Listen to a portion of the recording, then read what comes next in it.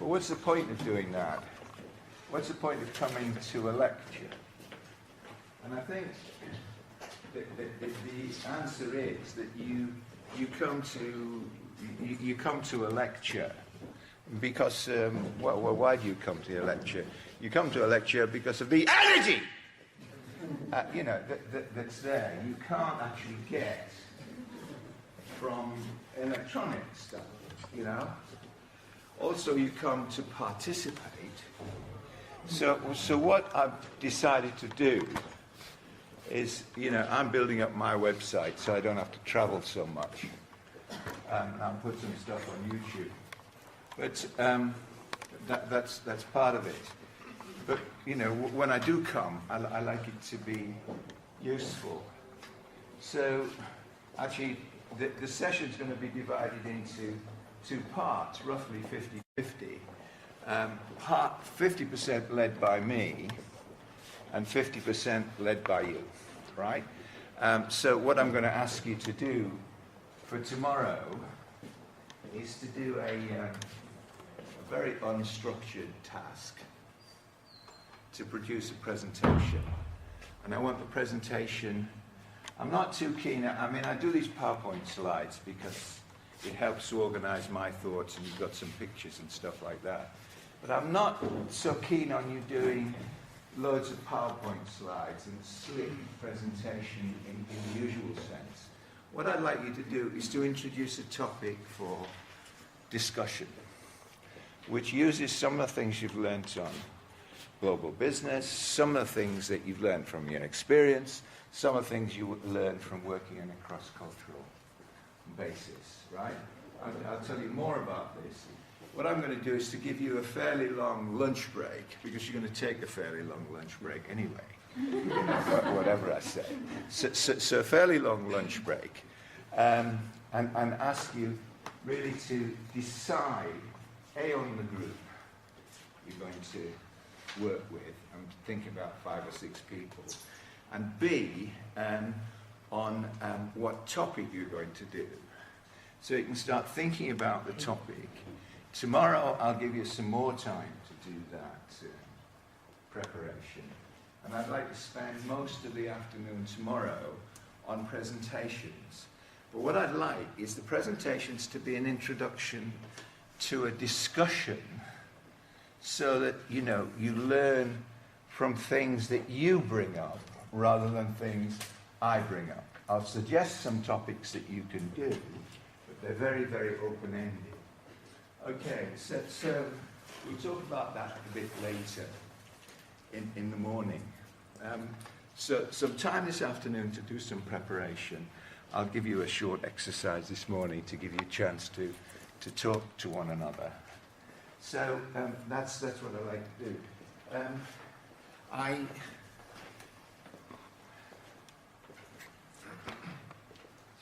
I think some of you got some notes summarizing what I'm going to do over the session.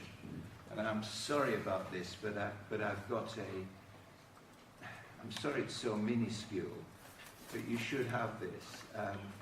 It's not very helpful, is it? No, it's not. Well, okay.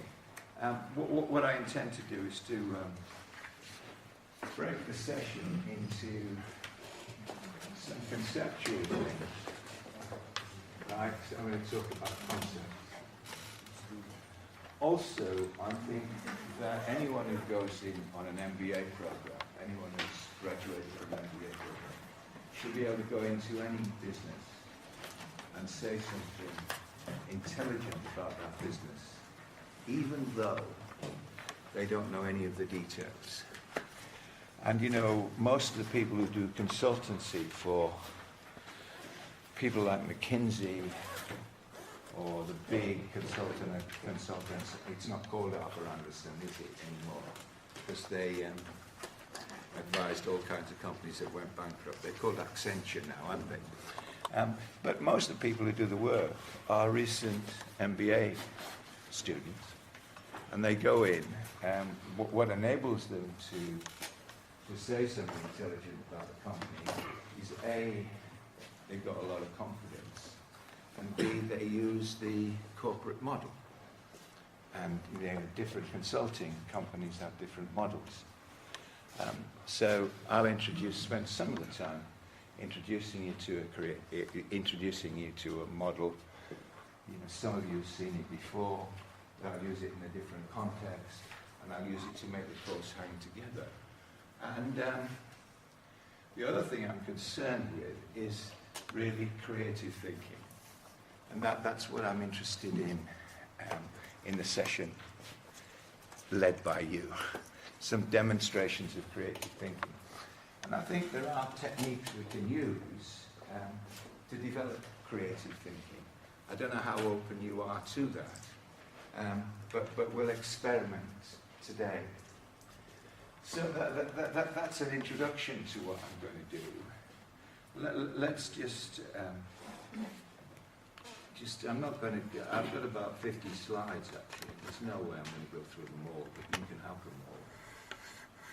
Got it? Yeah. Where are we? Well, the thing is that there's two things characterize the modern global economy. The first is globalization. And globalization's not a new phenomenon. Not new. Because we had a global economy, in some ways more global than ours, before 1914, when we had an international currency, the gold standard.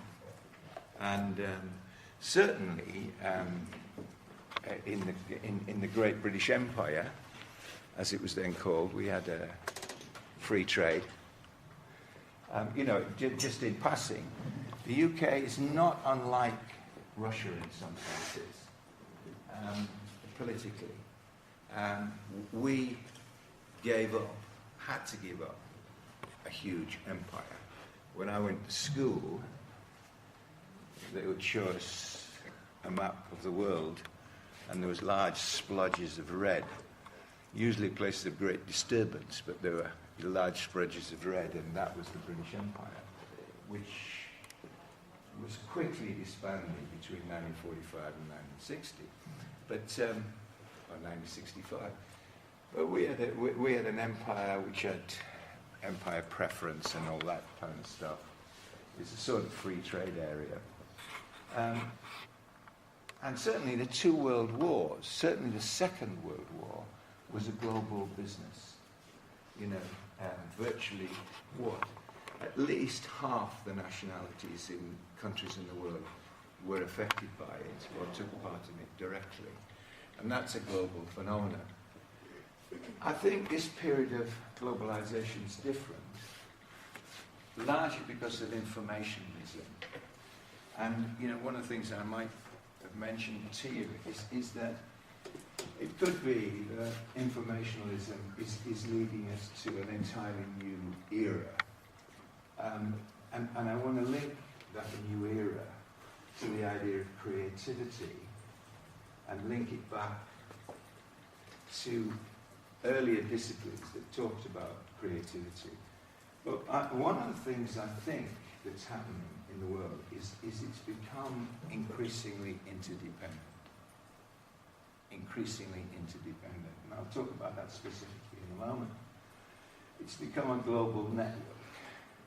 And what strikes me is that at the moment we're in a great recession, and people are still trying to treat it as if we lived in a world of independent entities. But we don't. We live in a very much interdependent world, which means that cooperation is a key aspect of behaviour that's needed in the future, and it's not happening to the extent it should at the moment. Now this background really suggests two concepts, and the two concepts are complex adaptive systems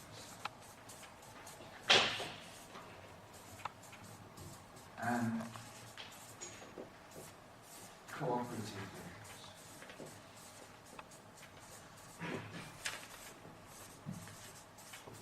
And they'll be in the background of what I have to talk about today. Okay, so that's some very general stuff. What I'd like to do is just be a little bit more specific. And I think you might have seen that. I'm going to use it a couple of times. I'm going to use the mandala, because the mandala is a way of sort of tapping into creativity. And you're probably familiar with this. There's the light side, which is yang. There's the dark side, which is yin. You could call it light and dark. You could call it masculine and feminine, where feminine is not meant in a feminist way, it's meant in a receptive way, rather than a sort of assertive way. But let's look at, if you like, the light and dark sides of what's happening in the global economy. And if we look at what's happening in the global economy, but first of all, you've got global capital movements, global trade on really an unprecedented scale. You haven't got this particular slide isn't on your list. Sorry, I always keep working a little bit. There was a famous painter called Turner in the UK, and he used to drive his clients crazy because he'd sell a picture to, it was always bought by the nobility. He'd sell the picture, then they'd invite him to their house, largely for an orgy, because Turner used to like going to houses to have an orgy. But in the middle of the orgy, he'd see one of his paintings and he'd start repainting it. And that's a bit what I do with my presentations. I keep adapting them from year to year and changing them. But anyway, global trade, the thing is that trade in the world grew twice as fast as productivity, or as output in the world, over the last 30, 40 years.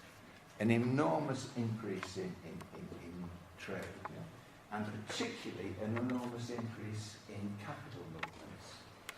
And most of those capital movements don't take the form of transfers of money, they take the form of electronic transfers. Much of the trade, actually, I think when you look at it, much of the trade is dominated by regional blocks, like the Eurozone, or like the ASEAN, or like South America. But you find, odd relationships occurring, or new relationships. Very close relationships now, as you know, between China and Africa. Asia has now supplanted the United States as a Middle East trading partner. If you like, you've got global. One of the things that you see when I started to do economics, the idea was that the developing economies would develop bog standard products which were low tech, and the developed economies would produce sophisticated products. And actually, in some sense, the opposite has happened. If you look at the UK, okay, it's quite sophisticated in some areas, like finance, if you like, and some parts of manufacturing. But in many ways, you might find India is more sophisticated technologically. If you look at a company which you probably know, a company called Bharti, they are a global telecoms company.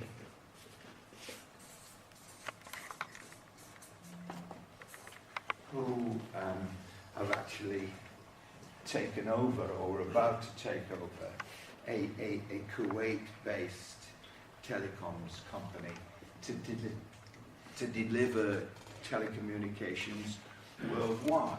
So enormous increase in trade. Also, many of the technologies that are developing are disruptive. I mean, the biggest international telecommunications network is Skype. That's that's bigger than all the other telecommunications networks.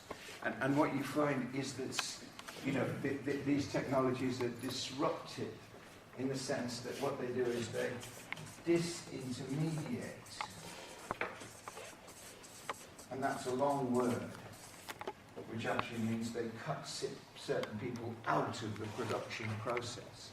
Like, for example, what you found was that Borders and Barnes and Noble disintermediated much of the book trade. Because what they did is they caught on to information technology before other people in the book trade. Then they were, as a result, they were able to speed up their production processes, reduce their working capital, undercut the other their rivals, and become dominant players. So what you have is, very disruptive technology.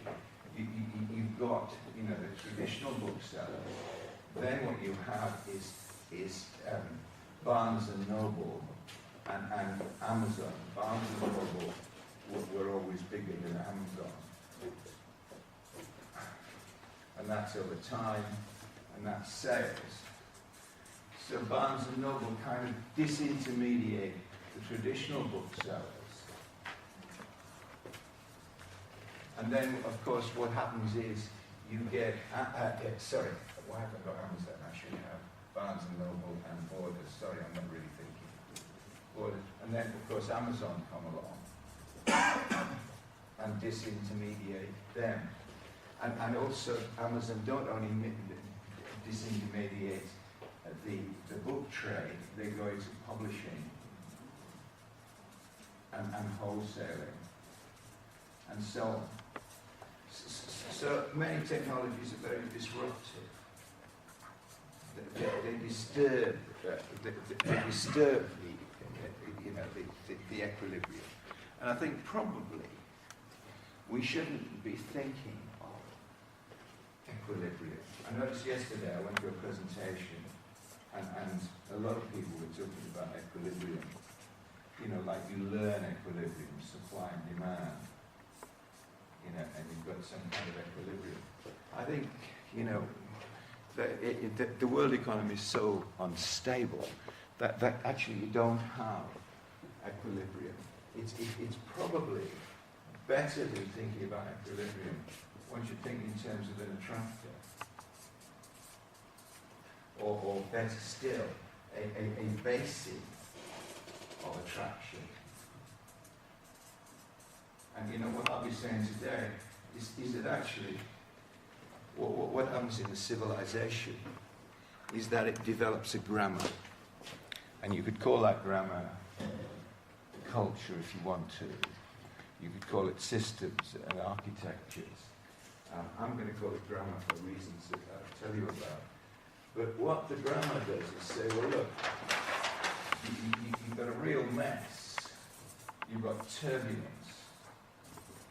But what the grammar does is say, well, okay, we're going to try and organize things so that they move into this basin of attraction. Now, the basin of attraction is full of turbulence, it's full of chaos and turbulence. But the turbulence is limited into this basin of attraction. You cut down the amount of the turbulence. You hope you do anyway. And sometimes what happens is it breaks out. and you've got you've got what the physicists call a singularity or an event horizon, where things change absolutely, completely, and I'll talk about that in a minute.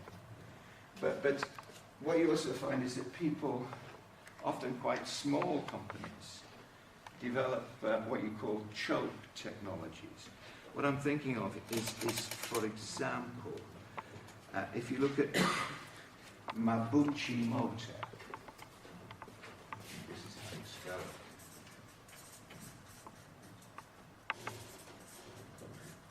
They're Japanese. And they've got 90% of the market in the electronics of wing mirrors. So in modern cars, as you know, you've got electronically operated wing mirrors. They got 90% of the world market in them.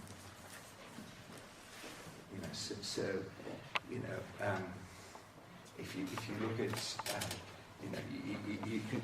you can find many examples of this.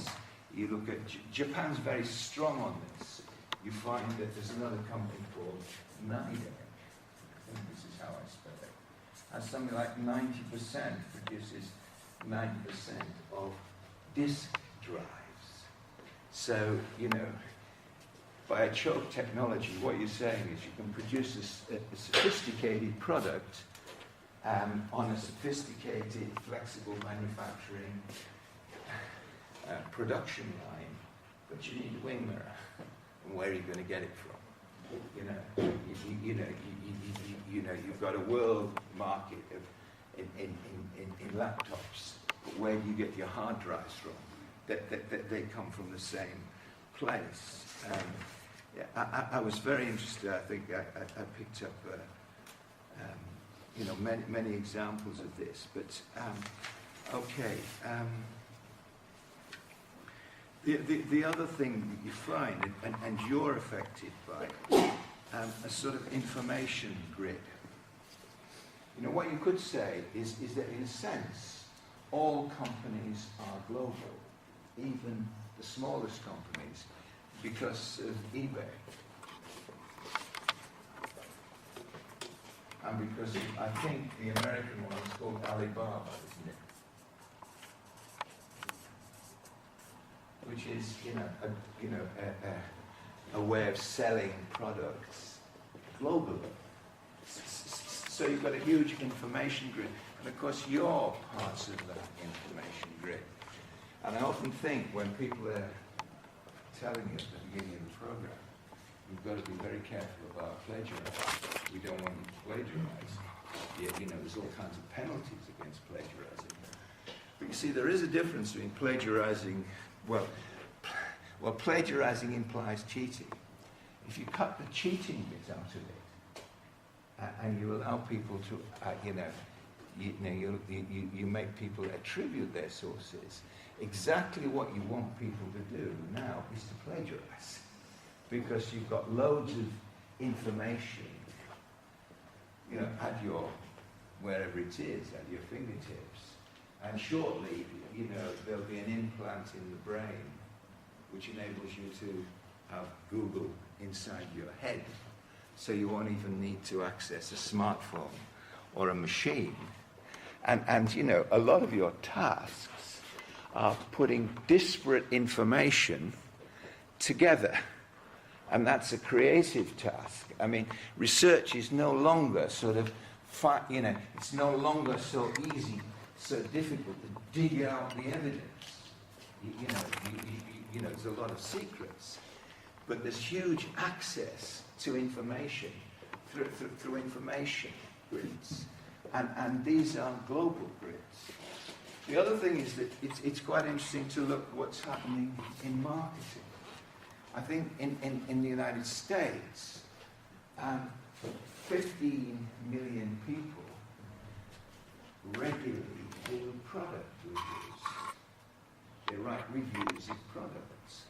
And what's been found is that these product reviews are actually disintermediating a lot of the advertising media.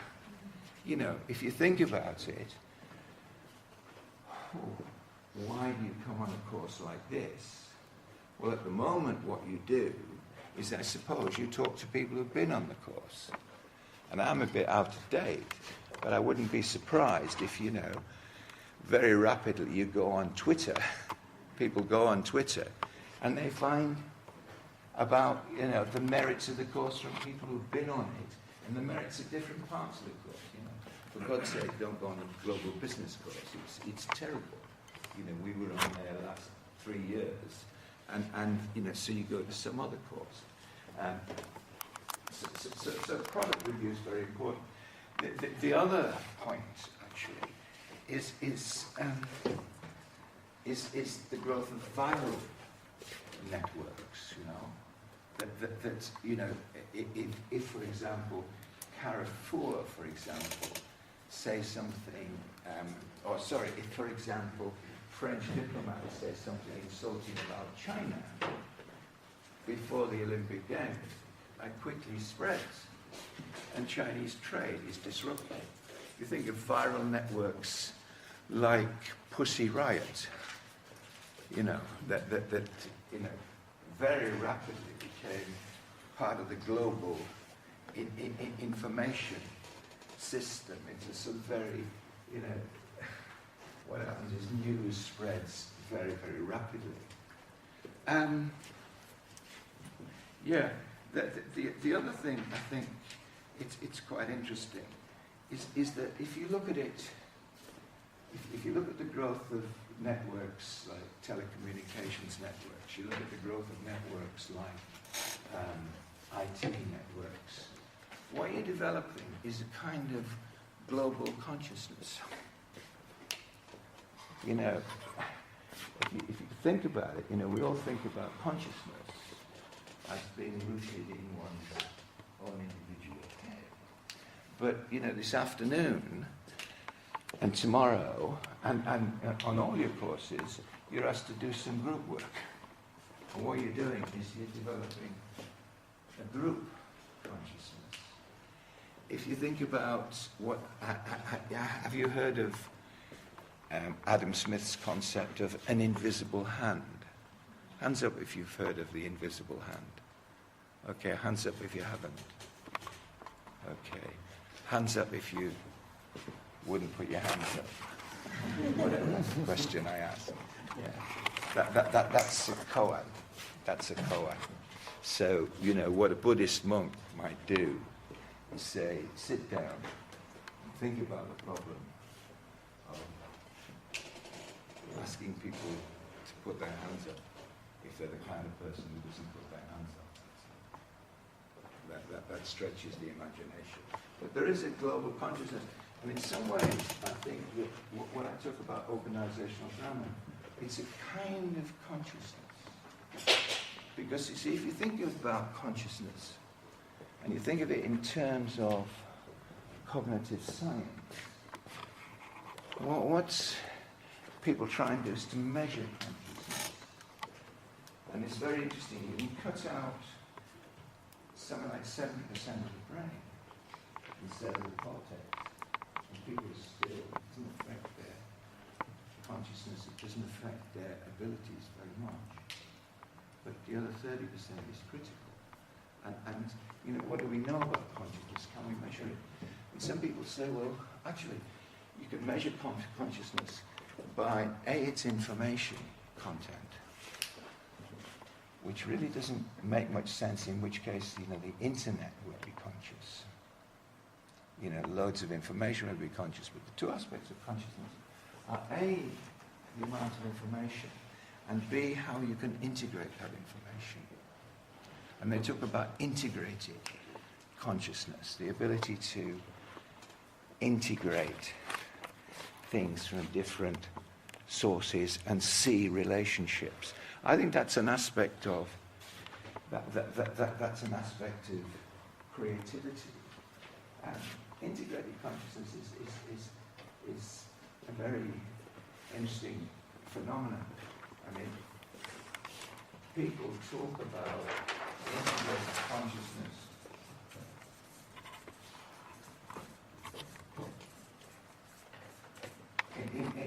in a branch of cognitive science,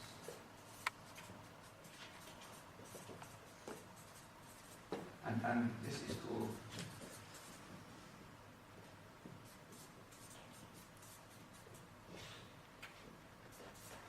panpsychism. The idea that consciousness is not limited to human beings, that perhaps animals have consciousness. Certainly the higher apes have consciousness. Perhaps dogs and cats have consciousness. Perhaps the internet, perhaps Google, is a form of consciousness, which is very interesting, because we're moving away from a kind of anthropomorphic way of thinking about things. And the other thing is that, when you just look at other things, you look at, poor country like Kenya, what you find is that something like 2/5 of the people have mobiles. And I don't know what the population is, but of those 2/5, 1/5 do most of their transactions through mobile transactions, without money. And this is supposed to be a backward nation. We don't talk about them as backward nations anymore. We talk about them as developing nations. And it's very interesting, isn't it? You go to, I go to countries like Vietnam, and what you find is extreme poverty, but 30-inch television screens, mobile phones, iPhones, connections up to the internet, which is very interesting. Also, you find that the products themselves is something, I don't know where the figures came from, but something like 2/3 of new products that are being developed involve smart technologies, sensors, routers, cameras. I don't know, you take an example. There's a tractor manufacturer called, you've probably heard of them, John Deere. And they've developed a system, which a GPS system, which enables them to target fertilizer spreading to increase yields and to reduce costs and stuff like that. You get a company in Holland, I think it's called TomTom. They've got smart traffic lights. If you look at Kraft and Samsung, they've got smart technology that enables you to link up with vending machines and produce little media programs about the products. You've got, poultry farms using radio frequency identification technologies, so you can track an individual chicken from the egg through to the sort of concentration camp where they're reared, through to the butchery where they're strangled, and the production line where they're hung up upside down, right to the plastic bag where they're delivered together with their giblets to the customer. And that's something, the Kraft, this great company have developed. So it's quite interesting. And you see, if you look at all this, what's happening is you're getting huge increases in supply. And if you just look at it from another lens, what you've got is a global financial crisis which is spread through the world, which people are taking the wrong strategies to deal with.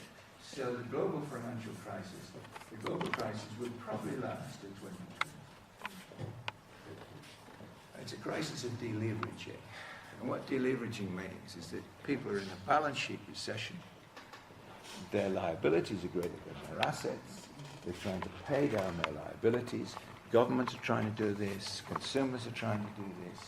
Companies are trying to do this. As a result, demand is declining. So you've got all this happening, and at the same time, there's declining demand. So you've got sort of paradoxical situations, and also you've got the problem that the biggest customer for this stuff is the United States of America, and the United States of America is teetering on the edge of a fiscal cliff, which really means that they're trying to put there's a ceiling on the amount of debt, and they've delayed the increases in taxes, but they're still bargaining about that. So you've got lots of contradictions in the world, and it's trying to make sense of it that I think part of this program is about, part of this course is about. One of the things that interests me is the way things spread within a system. Now, you see, if you just go back to the idea of interconnection, the big upside of interconnection is synergy. That's the upside.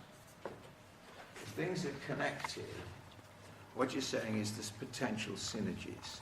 There's potential situations where the whole is greater than the sum of the parts. So, when you think about it, that's the rationale for having any organization whatsoever. You want to have synergies, you want to have interconnections. But the downside of interconnections means that you've got contagion, percolation within systems. Quite rapidly, you get a housing failure in 2007 in Las Vegas, and a few weeks later, Iceland collapses. So you put those together. How are those two systems? The financial system is obviously a very interconnected system. It's an interconnected global system. But looked at in another way, what you find is that obviously what's happening in the United States is the measures to deal with the financial system are spreading over into the political system. The two systems are interdependent. And also, I think, if you look at things like the Arab Spring,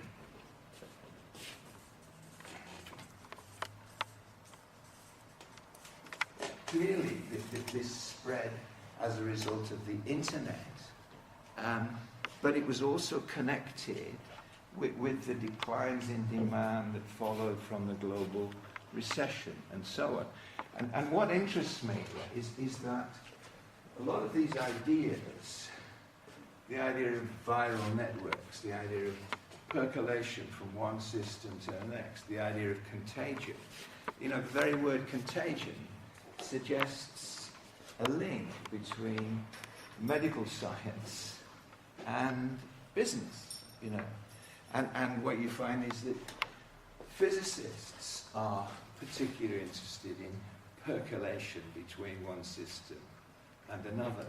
And what seems to happen is that if you think of systems as networks of relationships, if you think of systems as interconnected, so you think of a social network as being interconnected, and then you've got, you move your mind to looking at this idea of 6 steps of separation. You know this game, who was the guy who invented it? I can't remember his name. I always forget his name, I should write them down. But the thing is that what you find is that anyone in the United States can contact anyone elsewhere in the United States through 6 intermediaries. And this is a small world network.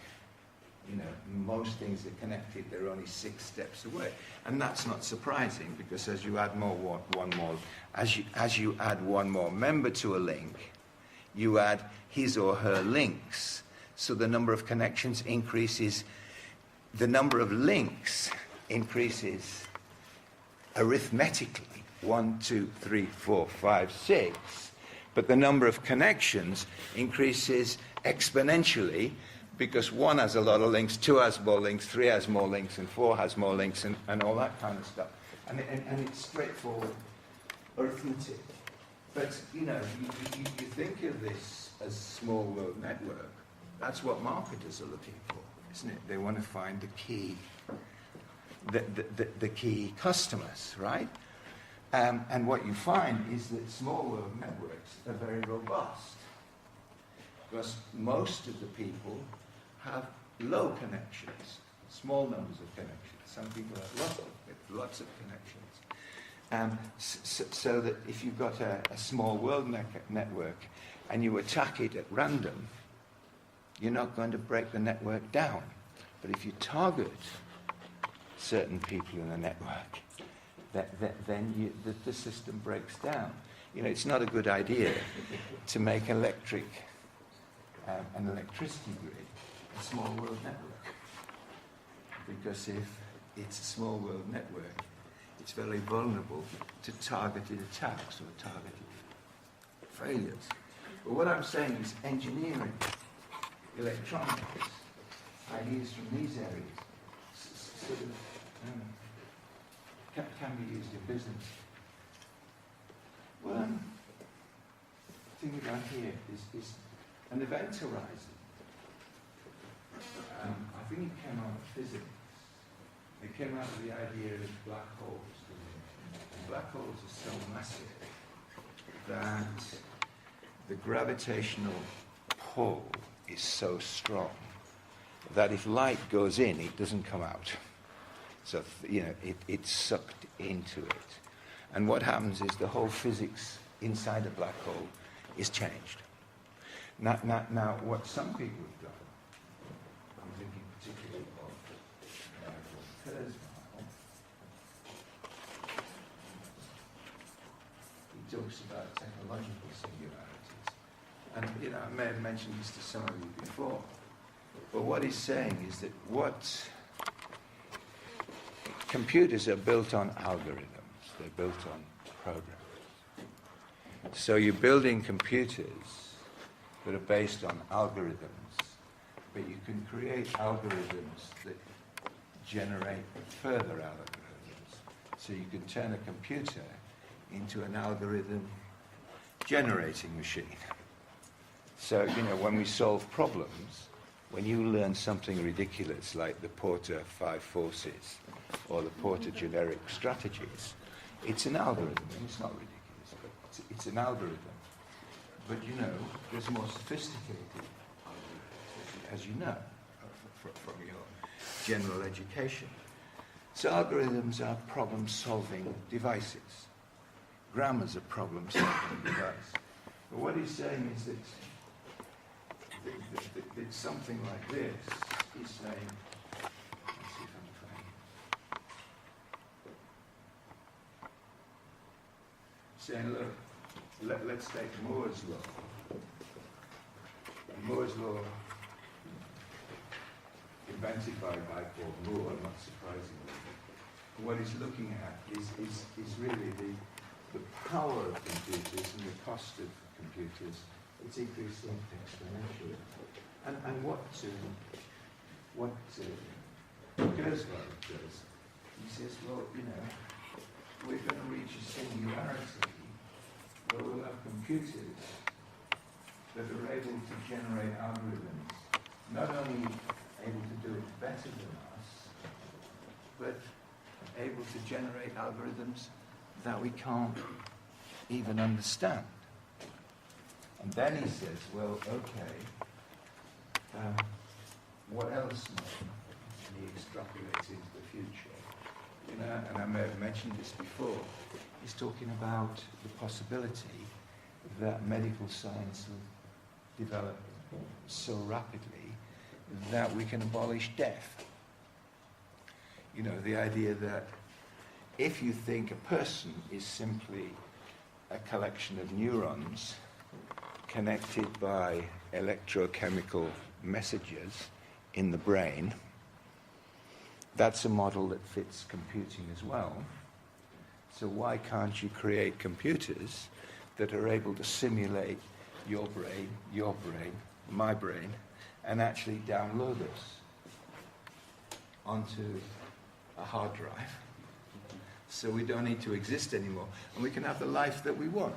You know, we can marry Madonna or virtually play football for Chelsea, which is a kind of death. or what else? Do an MBA at Warwick, which is again another death sentence. Well, no, it's not MBA; it's economics at Warwick. Anyway, so you know, all kinds of possibilities. So Kurzweil talks about the idea of a singularity. But what I'm saying is that something like this, that we're certainly approaching some kind of new era. And what that means is we don't know. I mean, in a way, Kurzweil is very stupid. Because what he does is he says, well, you know, if you take an exponential curve, so it's like computing power is growing exponentially, if you then put it into logarithms, it becomes a straight line, right? So if you measure the computing power or something like that over time, if you put it in logs, the log of computing power, the log, you know, what you've got is a straight line relationship. And he says, well, okay, here we are in 2013. That's where we're going to be in 2040. And at that time, the singularity occurs. And he sold a lot of books on that. I mean, what you notice, have you heard of the BRIC report? The BRIC report on the emerging nations. BRIC, Brazil, Russia, India, China, and South Africa usually put in there. These are emerging nations, you know. And I think it was it Goldman Sachs or was it Morgan Stanley? I can't remember. They produced a BRIC report, and they did exactly that. You know, they said, well, okay, this is 1990, and that's going to be 2020. And on the basis of a linear growth, then the developing nations are going to overtake the emerging nations are going to overtake the sophisticated nations. But you see, it's a bit silly to extrapolate it in that way, because all kinds of things can happen on the way. Accidents can happen on the way. But you know, something I haven't mentioned here is the problem of the decline of the USA. The United States of America. The United States of America was at the peak of its power in the 40s, 50s, and 60s. It's still the dominant consumer in the world. It's still the dominant political power. But other, you know, after the decline, after the fall of the Russian Empire and the decline of this two-person game between the two superpowers, what you've had is immense growth, and immense growth in instability, and also, you know, it certainly looks at like the Asian countries, particularly China and India, perhaps Brazil, are going to overtake the USA. I think it's probably already true, isn't it, that Chinese GDP is actually ahead of Russian's GDP. I think it is, I'm not sure. It's certainly ahead of the European Union GDP. And you know, what are the consequences of this? We live in a turbulent world, you know, and I suppose what I'm going to do is to try and make sense of it, try and impose some kind of grammar on it. And I'm going to use really two ideas. One that some of you are familiar with, the idea of organizational grammar, which you may in other contexts, but not in the same way. And the idea of a network, or a network. We use those ideas and put a lot of global business theory that you find in the textbooks into some kind of framework. Try and make sense of it.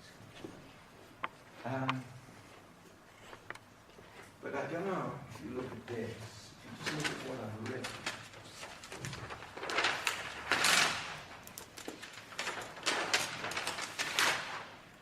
You describe all this. What you describe it as is politely. You describe it as a mess. It's a mess. Because in some ways, what I've done is just introduce ideas without putting them into a framework and not doing them particularly logically. I've said, you know, these are things you might need to consider, and that summarizes the whole course, what I'm going to talk about. But, you know, what I'm concerned with is, you know, the thing is, we're all programmed to think of problems in particular ways. And what creativity is about is looking at things from a different point of view. Trying to, you see, we all work on our internal personal grammar.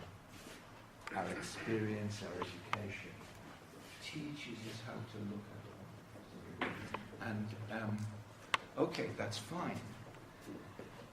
When you meet, you know, when you're dealing with life in an ordinary way, but if what you're trying to do is to, you know, is to understand, is to do something creative, and you know, if you want to develop a new product, if you want to develop a new technology, if you want to do something new, then it means that, you know, you look at things slightly. You need to, I don't know, call it thinking creatively. Let's see if I can find it. Let me see. My philosophy is something like this. That part of what creativity is about is trying to put that. Yeah, part of what creativity is about. This is the box. And my colleague Steve Butcher just talked about thinking outside the box. This is a box. I'll make it into an odd-shaped box. If you can take two ideas that aren't related and try and relate them, it sort of gets you out of the box, because you've got to think about interdependencies. You've got to put things together that aren't normally together. You've got to think about, you know, not two hands clapping, but one hand clapping. You've got to think about problems like, you know, if there's a barber in the town who only shaves people who don't shave themselves, who shaves the barber? You know, a paradox, if you like. You know, and you know, senior management is concerned with paradoxes. You know, you know, there's operational management. But what you're really dealing with is if you're a senior manager, is often some kind of crisis. Things don't fit together. The problem arises that doesn't fit the normal pattern. And how do you deal with it? You need to think creatively.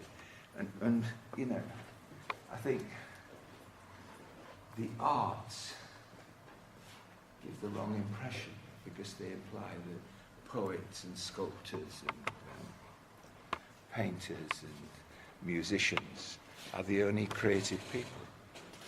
People who create a new product, or create a new structure, or even write a dissertation, are doing something creative. Now, what I'll encourage you to do today is actually to find the problem and look at it. First of all, find a little rich thing. And you know what a rich picture is. The problem is that Bill Gates has produced devices for producing rich pictures, which actually defeat the purpose, because you're using his software to channel your ideas. Much better to develop rich pictures into, by hand. Now, one of my colleagues, let me find this.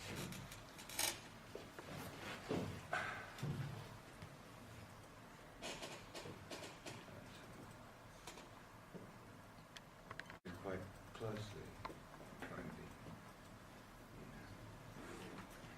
Sorry about this.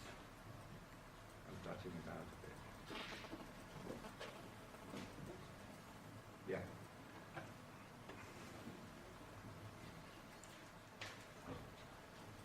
That's it. Yep.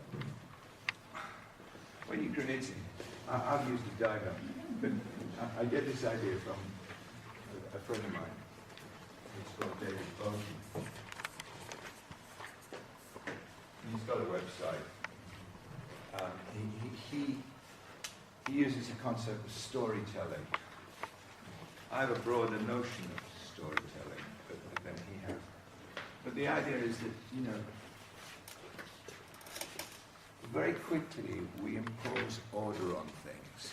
If we've got a problem, very quickly we start to impose an order. We impose some kind of narrative on it. We impose some kind of way of thinking on it.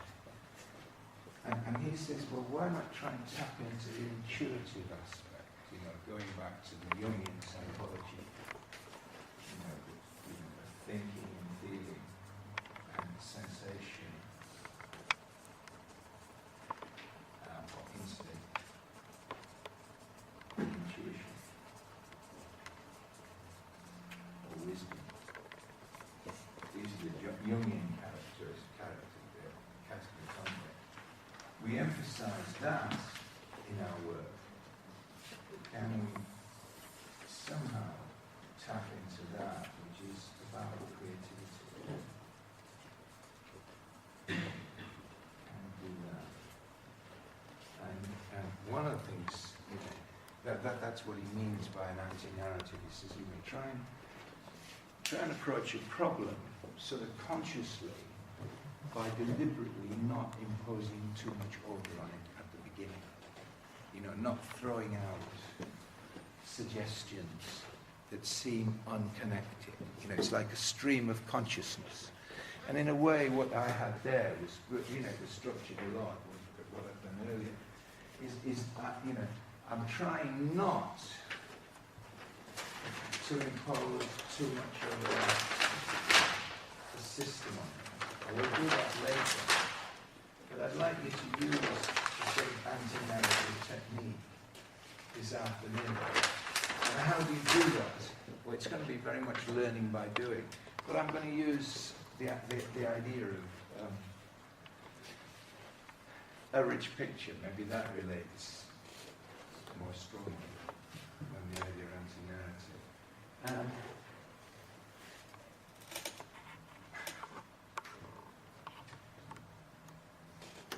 You see, if you think about the process of doing your project, you're told to do an original project, but very rapidly you're given rules about how to do it. It's got to have an introduction, it's got to have a literature review, you've got to have a methodology section, and usually that has nothing to do with anything you do subsequently, but you've got to write the methodology section. And it's usually bullshit, absolute bullshit, because that's not what happens in science. You do the work and then you rationalise how you did it by writing the methodology chapter as if you meant to do it that way. And then you have, it's imposed on you, and then you're told how to do your, to do your literature review and how to do your references and stuff like that. You're very strongly conditioned, and it's desirable to some sense. But when you're trying to think outside the box, you've got to look in a slightly different way. Now, okay. Do you want to have a cup of tea? Yes. Okay. Why don't you do that? Okay. Shall we take 15 minutes? And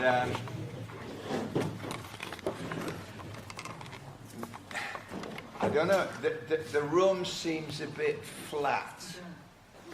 See, I'm talking about creativity. I'm talking about ideas which are very interesting, and I'll, they'll be even more interesting when you give your ideas. But it's a bit flat, isn't it? It's a bit kind of not quite like that, but it's slightly dead. So how do we kind of raise the energy? I know that when you do your group work, we'll raise the energy, but it's me sort of talking at you, and that's good. But the problem is when I talk at you, you fall asleep. And so do I. And how do you do it? What do you make of that picture? What's it say? Does it say anything? I mean, it's clearly a surrealist picture, isn't it? It's René Magritte. I think that's what means. I think that's what's meant by reflection. Because it's reflection. You're looking at yourself in the mirror as if you weren't yourself. It's this kind of trying to get a certain objectivity. And it's interesting, I'm sure this will happen. When I read about science, when I read about physics,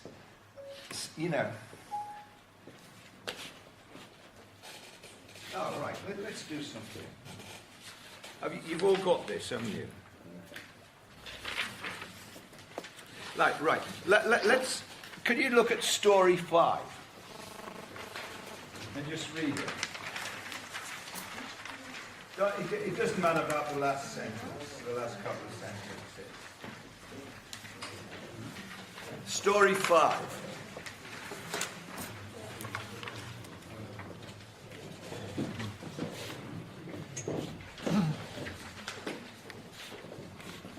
Have you got it? No.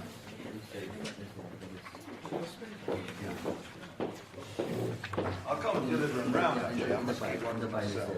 This? There?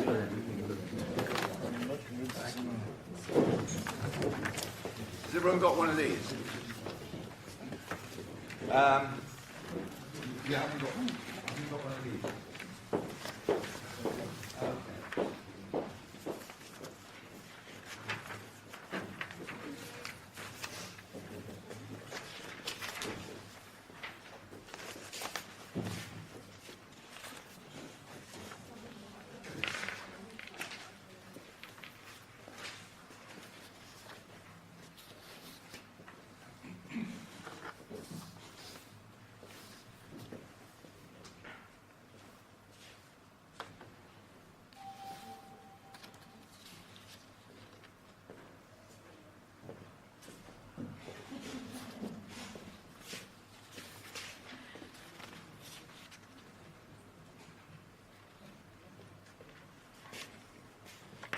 To continue till about 10 to 1, and then I'm going to say take an hour for lunch, and then I'm going to ask you to spend an hour sort of forming groups. We'll do that before we leave, and actually thinking about what you're going to do for your presentation, right? So you've actually got a couple of hours, right? So it might be an idea if you go for lunch, you know, with your groups. So I'll go until 10 to 1, if that's okay. But, you know, and we'll sort of resume the formal session at 3 o'clock. What I'd like to do is to see some of the groups individually to help out, right? And then let's see how that works out. What do you make of this? What do you make of this story? Does it make any sense? Yeah. I think it's well, if you map it to the business world, or you know what's happening in global business, to me it sort of says there's an infinite number of companies out there who have an infinite number of decisions that they could take, which could send them down different paths, and depending on the strategic direction or decision that one company takes, an impact on another, that sort of changes the trajectory of that company. So it's about sort of interdependence, but also decision making and which direction it could send businesses off on. Yeah, thank you. Any other responses? Is it just gobbledygook? I always forget your name because we only talk when we're drinking vodka. He's the only man who actually drinks vodka with me. Interdependent. Yeah, and we only talk. We introduce ourselves, and he forgets my name, and I forget his name. Right? Okay. That's good because it's always new or something. It's always new. It's always like a new experience, which we can really forget it. You know. What do you make of it? Well, it's a nice set of philosophical ideas, actually. I probably read them all in science fiction or whatever. Is it science fiction, I wonder? Well, I'm not saying it is science fiction. But I'm asking a question. Is it science fiction? You know, I don't know. Come in. Yeah. Sorry? Any responses? I don't know your name. It's awful. What's your name? Sorry. Yeah, John. What's your name? What do you make? Does it make any sense or what? Yes, it does. If you look at it from a physics point of view instead of a global business point of view about the dealing with infinity series and the multi-universe, and so therefore every single action can be taken, and therefore if I superimpose it into a business point of view, it's as a business, you do not need to be strictly have one set of actions. It's up to you to decide what are the all possibilities. And if we go back to your earlier example of how, like you're talking about the bookstore, you don't have to continue as a bookstore. As a business, you can transform yourself. Like Amazon started as a book retailer, now Amazon sells everything, and it's actually one of the biggest storage sites for the cloud computing. So if you look at that, you have an infinite method of ideas that you can expand. Yes, yeah. Any other responses? I mean, there isn't a right response. I'm just asking, you know, see what you think. But what do you think, Victor? Sorry. Yeah, just in one line, from a business point of view, I would perceive it as like there are endless opportunities in the world of business. Yeah. In And it's perceiving those opportunities, isn't it? It's the issue. Yeah. I mean, let me just put it in a slightly different way.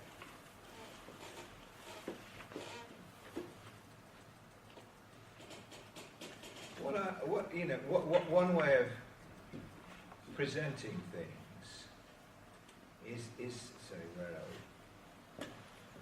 we? Is as a, you can say, as a matrix of possibilities. And if you think of a matrix, this room is a matrix. It's got rows and it's got columns, right?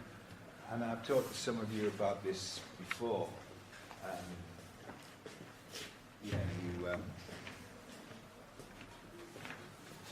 You've got a very simple matrix.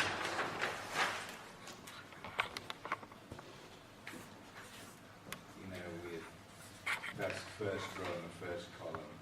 The first row and the second column.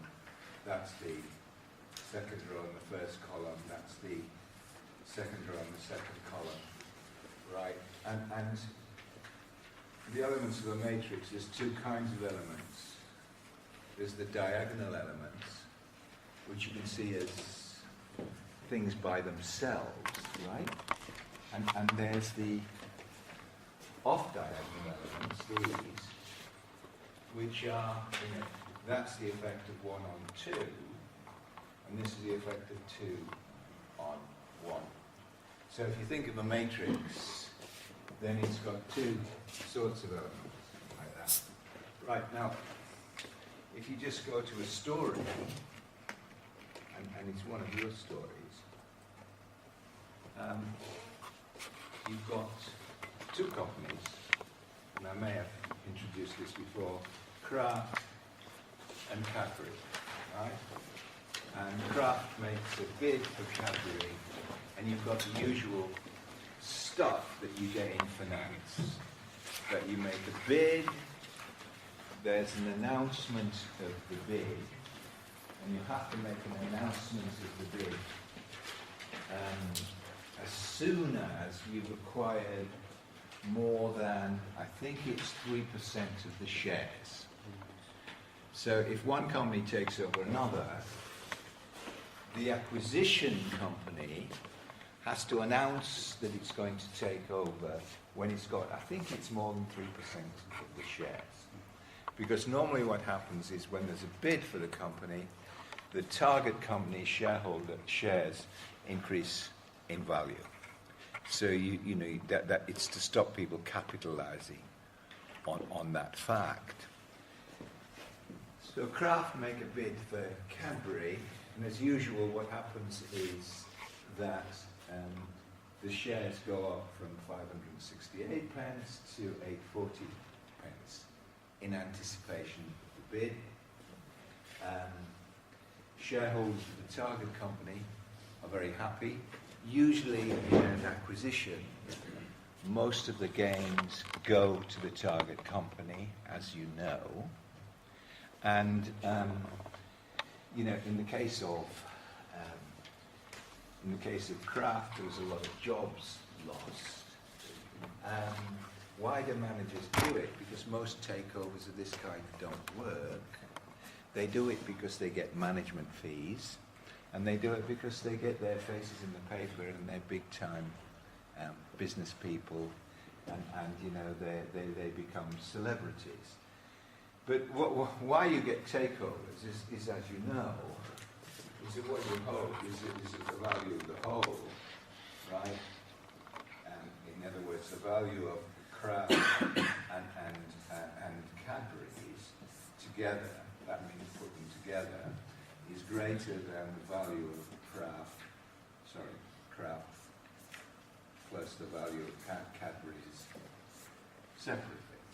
So the union of the two companies. So what you're trying to do is to internalize the synergies. Right. Now, you see, one of the reasons why takeover is so difficult is that the market, if it works effectively, will actually capitalize those synergies into the takeover price.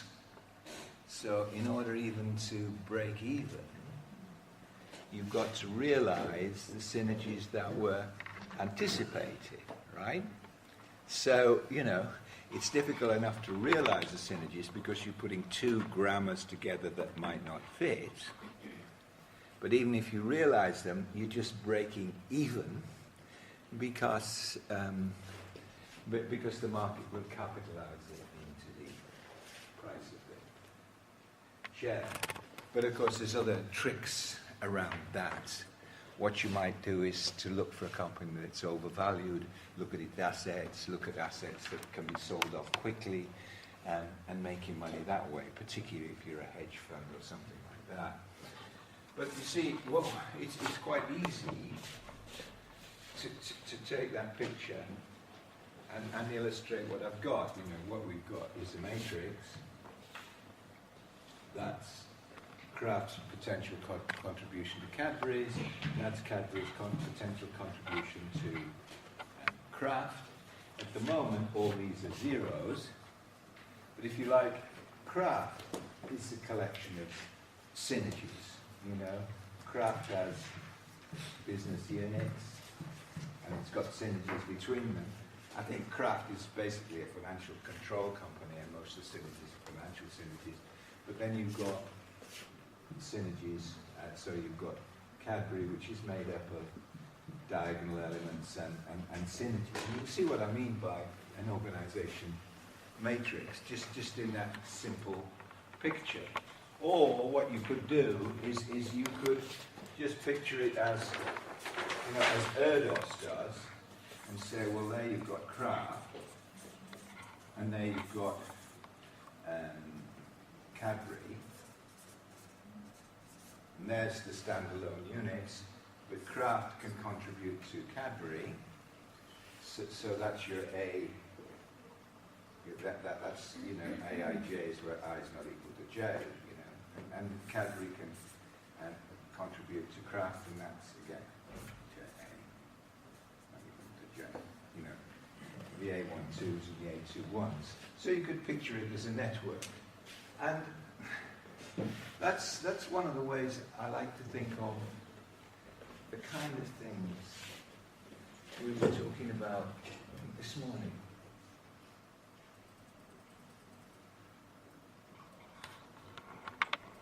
Because actually, what we're talking about here is evolution, isn't it? What we're talking about here is evolution of firms and industries. We're talking about, you know, what Darwin called evolution, which and sort of which is partly selection and partly random mutation. So industries are evolving, and these things are emerging out of the evolution, and they evolve, you know, through competition. That's one very abstract way of thinking about it. Now,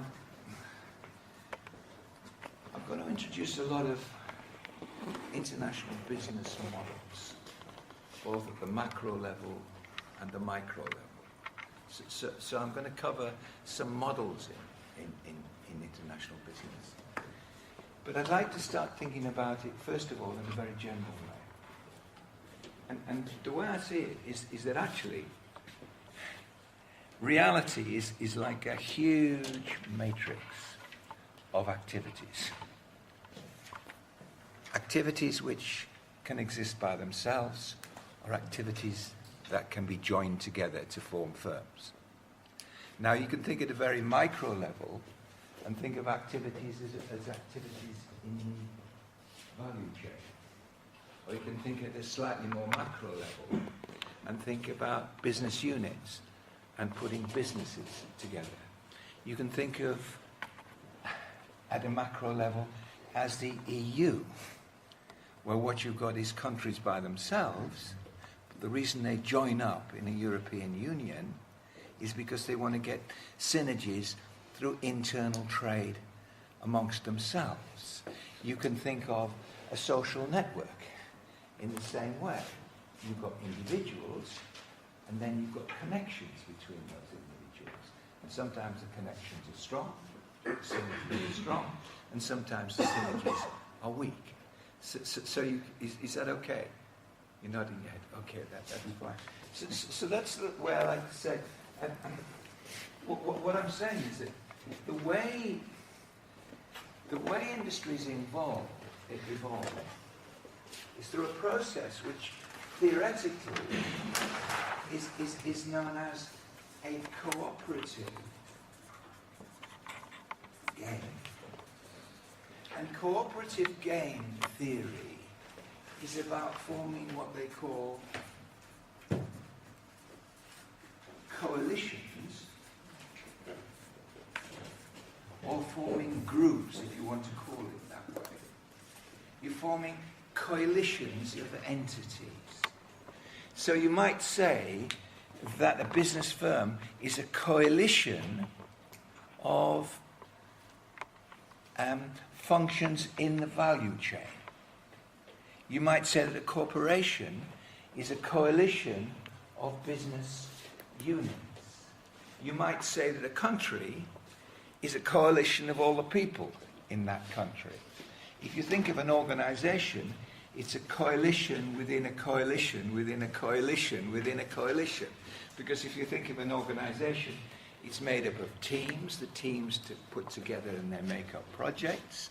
The projects are put together and they make up a value chain. The value chains are put together and you make up a business units. The business units are put together and you make up the subsidiary. The subsidiaries are put together and you make up the global company. The global company has partnerships, a coalition with partners. It has coalitions with suppliers. It has coalitions also with competitors. So you've got coalitions and coalitions within coalitions and so on. And what's happening is that all the time these coalitions are shifting because people are looking around to create more value. And you see, the way you're taught to think about it, and the way I naturally tell you to think about it, is in terms of coalitions really being formed to get you shareholder value. I mean, that's what John teaches very, very strongly, and I'm sure and very, very well. You know, it's all about getting shareholder value. But actually, if you define coalitions in the way I do, in terms of not just businesses, but countries. Not just businesses and countries, but in institutions like the IMF, or like governments, or even think of them as social networks, or you think of coalitions as families. Then you know, what is clear is, and it's also clear with organisations, is that what they produce is not just shareholder value, but they produce things that are payoffs to the entire, to work in a different culture. Because I've been working in Russia for something like 20 years, and I don't understand Russians, and they don't understand me. Bits I understand. I understand them a bit, because half my family are Irish, and the Irish are all crazy, mad. And you know, that makes it easier dealing with the Russians, because they're mad too. You know? so you can kind of link up. But you see, often what we do, we construct models of reality, and they work for us. But sometimes they don't work for us. And we have to break out of those models, and poets do it, artists do it, but so does Steve Jobs. You know, and so does somebody thinking up a new business structure or a new, you know, or organising a new program. They're thinking outside of they're thinking outside of the model. I'll just go back a little bit to what I was saying. I don't know if you know, I've got a little picture here about what's going on in businesses.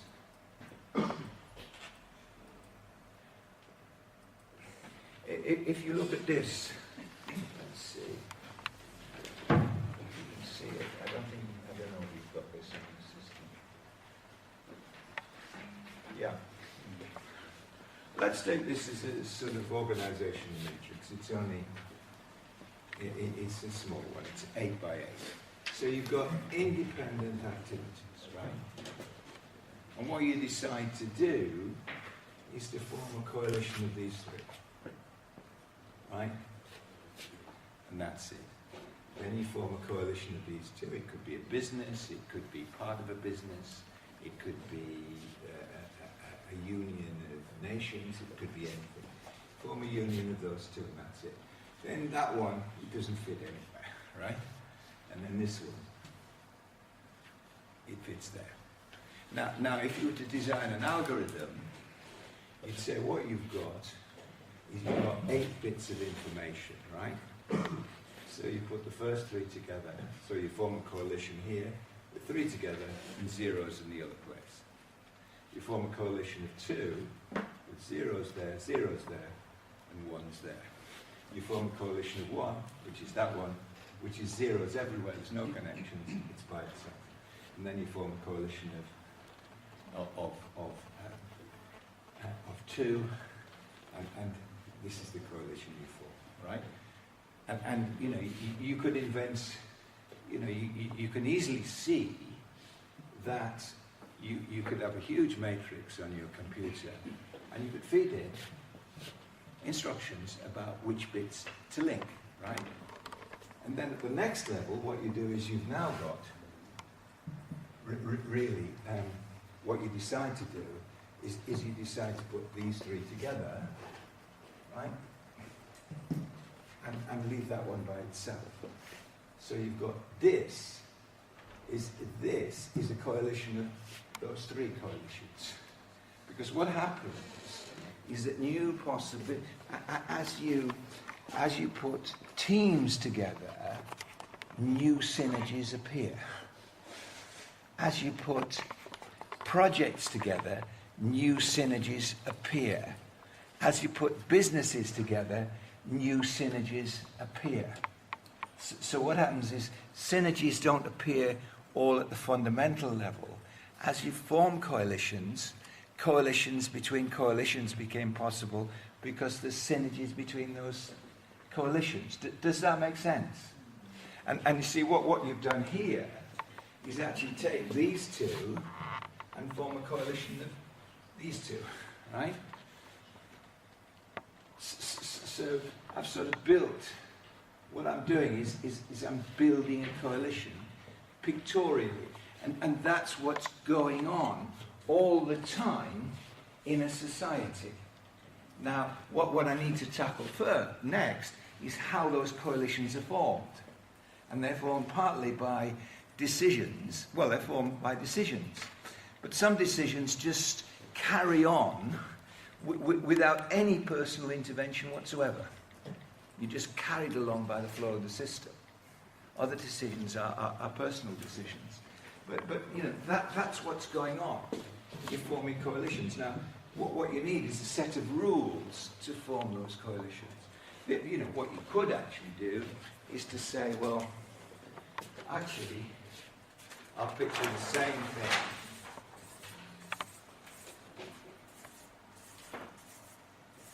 As a matrix, right? And first of all, what we do is we put these three together, right? Then we put those two together. Then we leave that one by itself, and we put those two together, right? Then what we do is we put all these together and leave that one out. Then what we do is we put them all together. You know, so we start off with that network, right? And then we have that network, and then we end up with that network, a network within a network within a network, and so that's what's going on in a society. And what you could think of, if you want to think in Darwinian terms, you could think of this as the gene base. You could think of this as the genotype, right? And what's happening is you've got the gene base of a rabbit or whatever. So you've got a rabbit population. But selection doesn't take place at the gene base. Selection takes place at the rabbit level. Because rabbits with certain genes that fit the environment reproduce faster than those whose genes don't fit the environment. So what happens is the gene base changes as a result of selection that occurs at a higher level, right? And if you think of this as being the capability base of an organization, right? So organizations have a capability base. You know, I could have just as well, instead of talking about the resource-based theory, I could talk about the genetic base of a company. So a company has a genetic base, and what happens is processes of selection select some genetic bases, in other words, some companies, and they deselect other companies, right? So that's what's happening at an organizational level. You've got Darwinian evolution. But the problem is that, this is all built in to the idea of competitive advantage. It's simply a distorted view of Darwinian evolution. Competitive advantage says that firms strive to gain competitive advantage. Those that do earn excess profits. Those that don't either fail or adapt. But once you've got competitive advantage, you attract in new competitors. So you've always got the problem of surviving and finding sustainable sources of competitive advantage.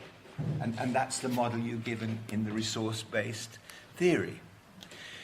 The mistake is that Darwinian evolution in a Darwinian sense, is not getting better, it's reproducing faster.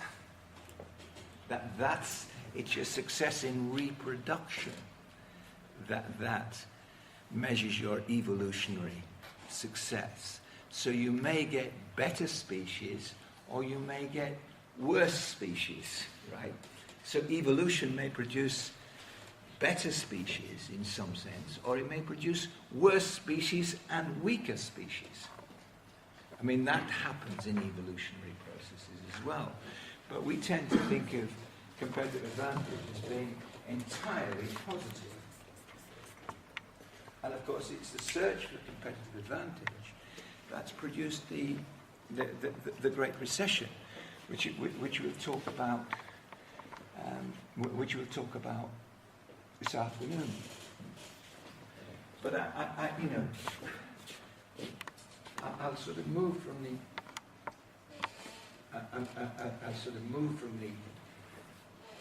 this sort of conceptual background by just introducing one more idea.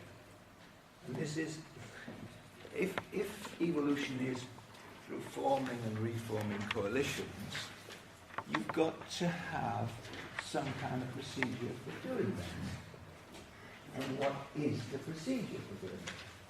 It's a procedure of searching for the right coalition, making choices, implementing those choices, and adapting them when they go wrong, as they always do, because circumstances change. And the process for doing this, I'm going to call it organizational grammar. It introduces structure and organization into a potentially very chaotic situation where you've got new technologies, new ideas, you've got political processes, you've got economic processes, you've got technological processes, you've got social processes.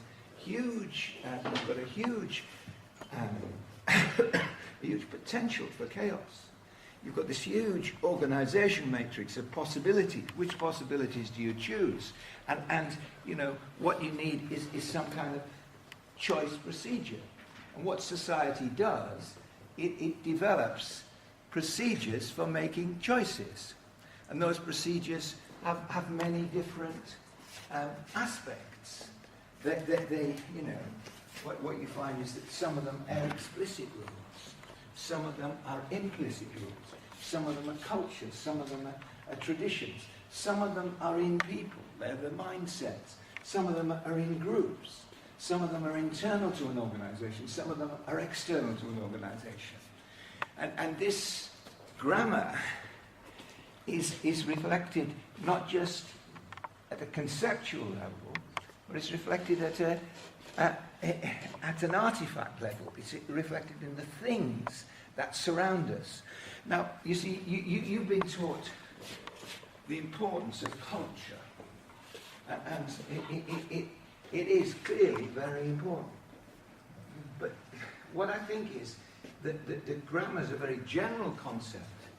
It includes all these dimensions, and what I'm saying is it's a mixture of these dimensions, Another way of putting it is there. Here's all the bits of an organisational grammar. And if you like, that might be culture. That might be the rules. That might be the traditions. That might be the institutions. That might be the regulations. That might be internal. That might be external. So, you know, what I think the problem of saying, well, I'm going to fix on organisational culture, is that all these things that affect the grammar, they're not additive, they're multiplicative. What I mean is, you know, what I'm talking about here is that I could picture organisational grammar as a network of things, internal, external, personal, social, culture, tradition, ideology, artifacts. Because, you know, our building, this room, is not very conducive to group work. It's too long and thin, and its dimensions don't fit the golden mean. Its dimensions are not very good. The way it's designed, the ceiling's too low for the breadth. And what do they call it? Are any of you into alternative stuff? Feng Shui. Have you come across that? Yeah. I mean, you see, it's not, you know, a lot of these ideas, they're carried too far, but they're not entirely bullshit. They're not. Because it matters. You know, you go into some people's houses, you know, I really like to die. And you go into other people's houses, and they're very pleasant. And the atmosphere of the house is partly the people, it's partly the building, it's partly the history. I mean, if you went into Fred West's house before he was captured, it would be very miserable because there's a load of corpses underneath the floorboards, you know. Try doing that. It can be a very miserable experience, you know, unless they were saints. Have you ever been to Kiev? In Kiev, they have a monastery which has something like 10,000 corpses of dead monks, but they were all saints. So it has a very nice atmosphere. But what I'm saying is that, you know, really, culture's there, but it's intermixed with so many other factors which cause the culture to be not an independent factor, but a dependent factor. And what we've got here is a network, or what you could call it is a complex, adaptive system. That's another way of picturing it. You know. That's, you know, and you know, you can picture it in many ways, but you see, if you put two organisations together, and this often happens with the, you know, this, if you take an example of Siemens and Nokia, I worked with somebody who was dealing with that merger. And the problem was that given the structures, the cultures, the systems, the architectures, the traditions, and the technologies, Siemens was here, and Nokia was here. And how do you bring them together? With great difficulty. And the practical problems were huge, because Siemens had just paid too much for the part of Nokia that they'd taken over. And there was then the integration problem. The investors wanted their money back. And what the managers were saying, no, we want more money because they've got to integrate two diverse grammars, if you want to put it that way. And that's very expensive to do. But if you like, this notion of grammar is how we organize things, not just at a physical level, but how we also make sense of things. And what I think is that when you're doing something new, what you're trying to do is to think outside the conventional grammar. We're trying to think outside the conventional grammar, which is very, very difficult. You know, because the conventional grammar, it performs the function of introducing stability. Sometimes not huge stability. Sometimes it just puts a boundary on the instability. Sometimes what we call a stable situation is a situation which is sort of where the fluctuations are restricted within a narrow boundary, if you like. But all grammar is a way of making sense of things. Now, what I'm going to ask you to do is really, what I'd like to do is to start to use some of the ideas in a practical context. And I think in the handout I gave you, I said, look, we're going to divide the assignment into two parts.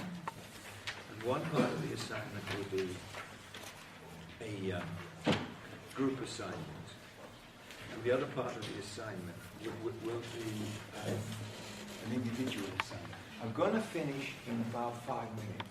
I'm a bit late, sorry. Now, I'm just thinking about dividing up the marks. My thought was to make it 50-50. I'm going to make it 40 for the presentation and 60 individual. Okay? That's the way I'm going to do it. I'd like you to make a presentation which was pretty open-ended, where actually you were conducting a dialogue with the audience as much as, you know, doing a sort of formal presentation. I'd like you to develop a rich picture or an anti-narrative as part of the work that you do. What I'd like you to do is to do something original. It doesn't matter whether it succeeds or not.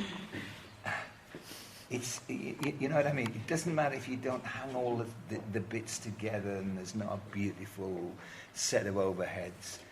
What I'd like you to do is to do something interesting. Now I want to leave it open to what to do. But a number of ideas you might look at. You might look at some sort of events in global business. You might look at ideas like, you know, disruption.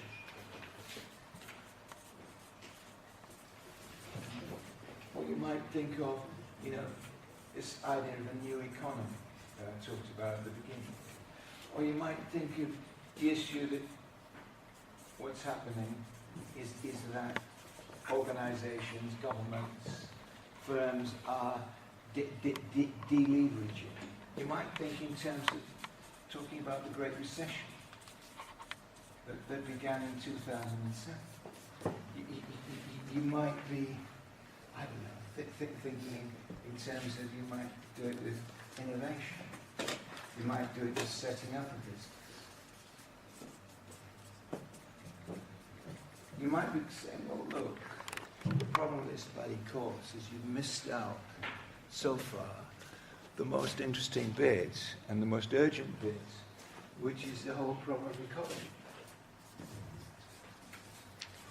You might say, well, look, you know, what are you concerned with?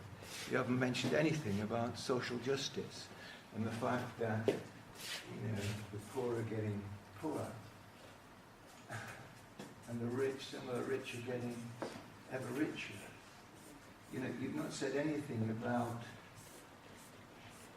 if you like, contagion.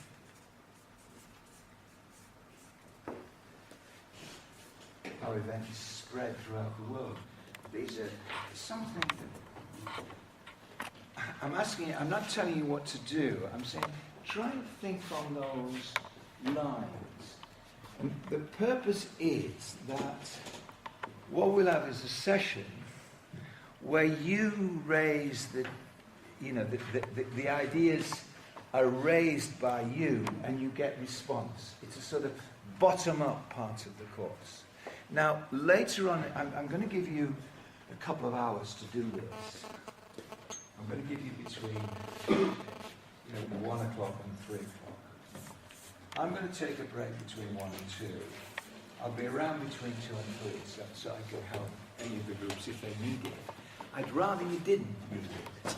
What I'd prefer is a presentation where you use flip chart. And I'll get some stuff so you can stick the flip charts on the wall if you want to do that.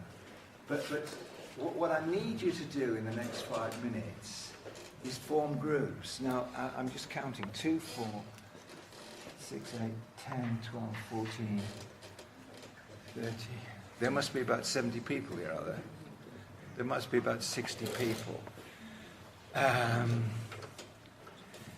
12 groups of 5 is impossible. Yeah. Could we have groups of not more than 8? Could we form groups of not more than 8, right? What I prefer is also, if you don't leave everything to just one person to do the presentation. and the other thing I prefer is that when I'd like one report on the presentation after the presentation. So I'd like each group to do a report, right? And in that report, I'd like you to include your own ideas, include the feedback from the presentation session, and also I'd like you to do some reflection on how the group worked, right? And all that in 1,000 words, right? But actually, you should have that part of the assignment really, under your belt before you leave on the session tomorrow evening. Now, look, this is unstructured. I'd like you to use the anti-narrative. I'd like you to use rich pictures. You might say, anti-narrative, what's that? I'm going to ask you to discover it.